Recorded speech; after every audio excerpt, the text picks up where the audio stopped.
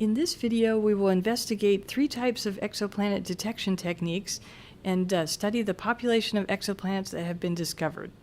Right now, we're moving through the solar neighborhood of nearby stars, and the first simulation will be to visit the planetary system around the star 51 Pegasus, and this is a solar-type star that is only 50 light-years from the Sun. This animation is indicating the orbit of the planet that you're seeing now moving around the star 51 Peg. And this planet is a giant planet, even larger than Jupiter in our own solar system. And the view has been magnified by the size of the planet has been magnified by a factor of 2 just to make it more visible. Next, we'll see how the planet was discovered. The cartoon below the star shows the spectrum of the star, and you see dark lines from atoms absorbing light in the atmosphere of the star. Because of the tug of the planet on the star, just as the star is tugging gravitationally on the planet, you see the motion of those spectral lines, and that indirect detection technique is how this exoplanet was discovered.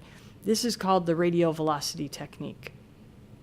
In our next system that we will investigate, this will be a planet that was discovered by a different technique through the transit technique. So next we'll be visiting the star HD 209458, which is again a solar type star, and it's about 150 light years from the Sun. In this case, we'll see the orbit of the planet around the star. So we'll have a simulation of again, a giant planet like Jupiter orbiting around the solar type star, and you see as the planet moves in front of the star, there's a shadow. And that shadow is essential to how these population of exoplanets are discovered through the transit technique. So again, we'll see the planet moving in front of the star, and you see that shadow. Next, we'll add a cartoon that gives an indication of how astronomers detect these planets. You'll see a cartoon come up with what is called the light curve of the system. So this is measured by measuring the brightness of the star as a function of time, and you notice that as the planet crosses in front of the star, then the light curve will dip.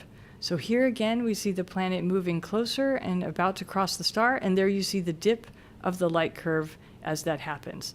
And those regular dips of planets crossing in front of the star are how planets are discovered through the transit technique. So next we will be moving to a simulation of a system that was detected by a third technique. In this case, the planets are actually directly imaged. What you see first is a cartoon of an example image of a star seen through a telescope. And you see a lot of bright light surrounding the point of the star.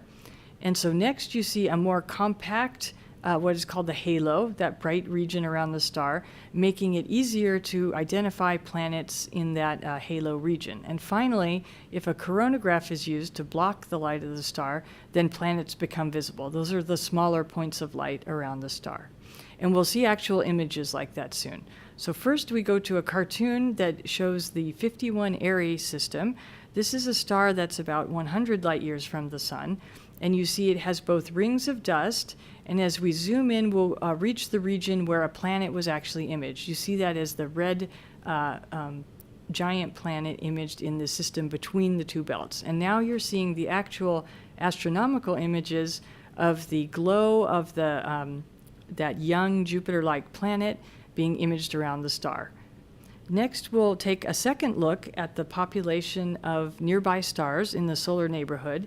And in this case, we will identify stars that have planets with circles around them.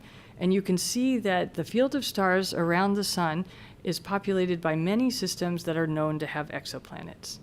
Now we're taking a more distant view, and you see the region farther from the Sun. You see a galactic view, and that extension of the green points are showing detections of exoplanets based on a NASA satellite that stared at a particular direction in space. And so you can see that there are many more exoplanet systems to be discovered as more and more of the galaxy is explored.